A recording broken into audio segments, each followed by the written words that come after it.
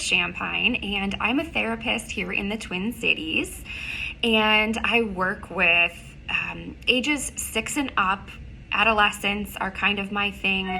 People in their early 20s also are a large part of who I work with, but work with individuals, families, and sometimes even couples. But today I wanted to share a little information with you regarding both CBT and EMDR. Both are approaches used to treat a variety of mental health diagnoses that are research and evidence-based. So they're like highly effective. And I am trained in both of them, so I just wanted to share some info with you. So the first one I'll talk about is CBT. And CBT was developed by Dr. Aaron Beck in the 1960s. And it's a type of psychotherapy that focuses on making connections between thoughts, behaviors, and feelings. So if you want to think about it, it's like a triangle.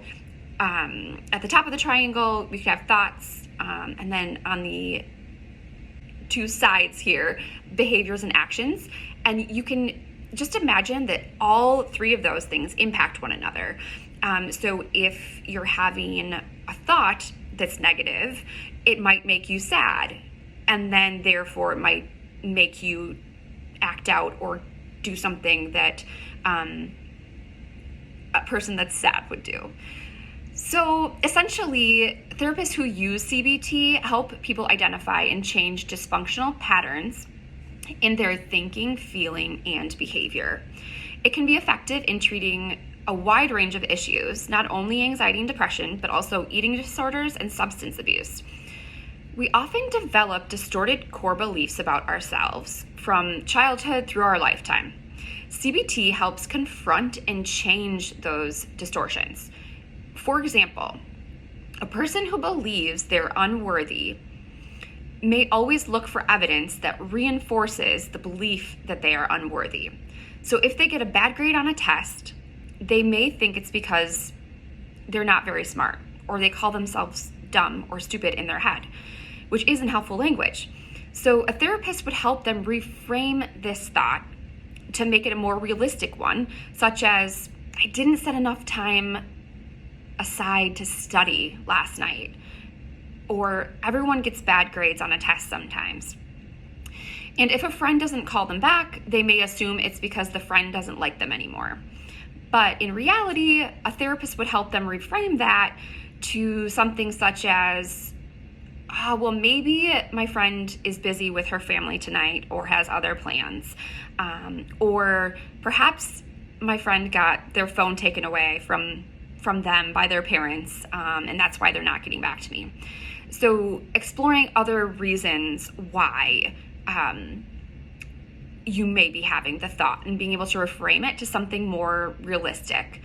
So a therapist may ask a series of questions and ask a patient to keep a thought record or a thought journal to help identify dysfunctional thoughts, or just help you start to realize what you're thinking. So I would encourage all of you to take 5 or 10 minutes at some point in the next few days to sit down with a piece of paper and just start paying attention to what you're thinking. For example, right now I've had thoughts about coffee flash through my mind, or like, oh, I'm gonna have a busy day, or there's a variety of things that come to our mind. So I think you paying attention, and oftentimes those core beliefs that are not so great, for example, when I was younger, I really struggled with like, I am not good enough, or, I want to fit in. So identifying those things and then trying to reframe them into more helpful thoughts. So with CBT, the benefits of CBT, you can change your negative thought patterns, identify positive responses to stress, improve communication with others, and improve self-esteem or self-compassion in yourself. Also helps interrupt thoughts that lead to addictive or other self-destructive behaviors, but then it also helps reduce fears and phobias.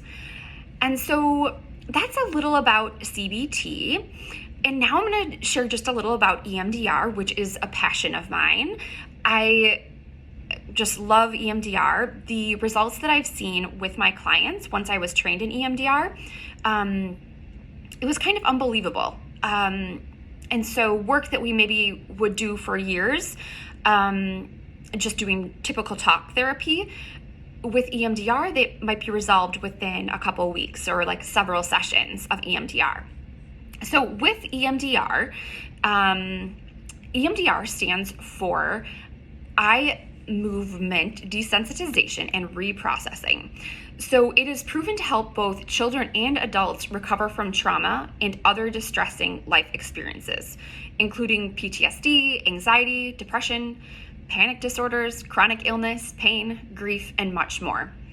So when we have bad or negative events in our lives, like abuse, bullying, divorce, accidents, losses and death of a loved one, violence in your home, among many others, the brain creates files or apps that contain all the feelings, thoughts, and body sensations that are connected to that significant event. When we have events that are not too bad, the brain has the capacity to work on these files or apps before storing them and locking them up as memories. What is stored has been sorted out and organized, so the negative stuff has been let go, allowing us to keep the good stuff and learn from this experience. However, when the event is really bad or really significant and it's happened a few times or several times, these files or apps get overloaded and the brain can't do the work of sorting out and putting all the pieces of the event together. As a result, these files or apps are all messy. They're in pieces and are not put together correctly, or they're unorganized by the brain. So different life events we call triggers can open up these files or apps and click on them. So a click may be a classmate making fun of us being ignored, us not getting what we were asking for, our parents asking us to clean our room, and so on. When these clicks open up the files or the apps, we start to have the negative feelings, thoughts, and body reactions we had when the bad stuff happened. So when that significant traumatic event happened. EMDR helps the brain organize these files and put all the pieces together. So it really helps you heal your brain. When the files apps are finally organized, the clicks or the triggers of everyday life won't have the power to make us feel angry or sad or shameful, or to think that we are not worthy or that we are not enough, or to make us yell or become aggressive or do things we may regret later. So one of the many things that happen when we do EMDR is that we move our eyes from side to side while thinking about the negative or tough event. This is not new for your body. In fact, you move your eyes every night from side to side when you are dreaming. This is called REM, so rapid eye movement. And that's in the sleep cycle. So EMDR therapists know how to use EMDR and will guide you and further explain all the stuff that happens when we do EMDR and what we know about it. So I just wanted to give you guys one sampling of the first step in EMDR is resourcing. So I make sure people are emotionally able to regulate enough that we're able to actually do the eye movement reprocessing. In case they get really upset, we need a way for them to calm themselves down. So one that I really love is called the light stream meditation. And I'm just gonna take a moment to kind of walk you guys through that. And we'll just do it for a minute. And typically you can use this anytime you're feeling upset, but I just want you to take a moment to think about a place in your body that's feeling like a little tense, or if you have a stomach ache or a headache, or think about something that not so great happened this morning or throughout your day today. And think about where in your body you're feeling that. So let's say like it's in your chest. Imagine a light shining down, kind of coming through the center of your head, that would be like a healing light or color that you could imagine. So let you take a moment to kind of imagine that light or color. So find that, and then imagine it shining down directly to the place that you're feeling some discomfort or tension. So example, if it's in your chest, shining that light towards it, trying to like break through the stuff in there or surround the uncomfortable part with the healing light. And then just work on imagining that light spreading from the area of discomfort all the way out, working it towards the top of your head, and then all the way down through your fingers, and then all the way down your legs to your toes. So imagine it spreading through your whole body.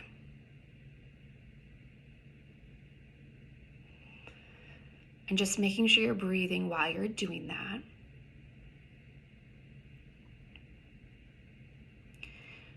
So that's just an example of one EMDR technique that we use to prepare for the actual eye movement reprocessing later on.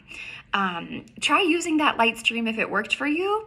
Otherwise, there are other resourcing activities, and you might be able to even do some research online yourself if you wanted to find some videos that might show you other ways that you can learn to emotionally regulate.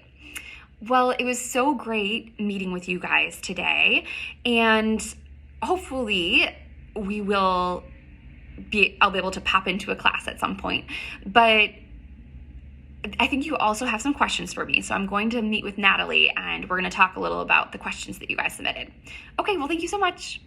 Hi again, everyone. So I just wanted to answer a few of your questions that you submitted. And one question that came up quite a bit in different forms was, what is the most effective way to treat anxiety and depression? And, research shows us that CBT is currently maybe the most effective treatment approach, but there's been a lot of research done with CBT. Other ways that we can treat anxiety and depression are with alternative interventions, such as like art therapy, drama therapy. Sometimes we do use EMDR. Otherwise, there is something called acceptance and commitment therapy, or we use desensitization. So getting someone used to something, like if they're having anxiety and experiencing fear around it. So there's a variety of ways, but I would say CBT is the most effective way. And then another question that someone submitted was really interesting. They had asked, essentially, like, why do so many people with anxiety also have depression? So that's a good question and something that I'm really interested in. So I do find this to be true, that even though people with depression or with anxiety may not be diagnosed with both, I think they experience brief periods with that. And I think this is really definitely connected to our bodies. That, for example, someone with anxiety, if they are running at a certain rate, like if they're having high anxiety for a while, our bodies, our systems can only tolerate so much. And so if we're running on high anxiety for a couple of weeks, I do notice that most of my clients will have a day or two that they are more depressed. So their systems are more depressed. So our systems do kind of go back and forth between being depressed and then having more energy. And so there is a link between those two things. Not everyone does have both when you have anxiety or when you have depression. So another question, what is a treatment plan for PTSD? So for PTSD, such as when someone's in an accident, when they come in, oftentimes, essentially, one of the most important parts is us as therapists developing rapport or establishing a relationship with the client, research shows us that 80% of success in therapy is related to the clinician and the patient being a good fit for one another. And so if the client really trusts the clinician, there's a lot more success. And so in the beginning, that is my main goal and many clinicians' main goal, to really establish that relationship and rapport and get to know the client. And then with PTSD, oftentimes we will work to get the client emotionally regulated and pretty stable in other areas of their life before we would jump into doing trauma work. And so oftentimes for trauma work, we would do something such as processing through the traumas. And oftentimes I incorporate art into that process. Otherwise, I've used music, like having different sensory things happening while we're processing to calm the body. And then also with PTSD, EMDR is kind of the number one most effective way. Otherwise, there is prolonged exposure therapy. That's another one that is becoming more popular. And let's get another question. Can depression come and go through your life? So definitely. So for some people, we diagnose people with major depression. And with that, oftentimes it comes in episodes. So, and that's from mild to severe episodes. And oftentimes, that could last anywhere from 2 weeks to several months or longer, depending on the situation. And, there are a couple different kinds of depression, or many different kinds of depression, but it can come and go in your life.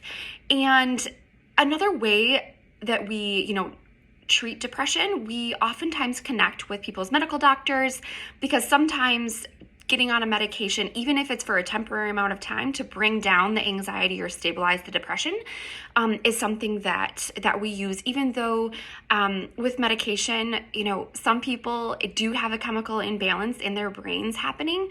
And so medication really can help, even if we use other interventions in tandem with that. Let's see, another question.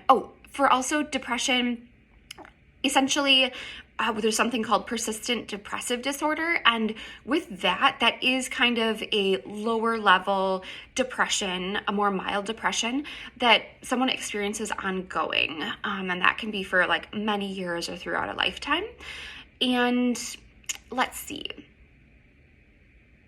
How does our mental health contribute to our physical health? One of my favorite questions that I saw there. The more we're discovering, our mental health and physical health are definitely intertwined. And some people also like our spiritual health.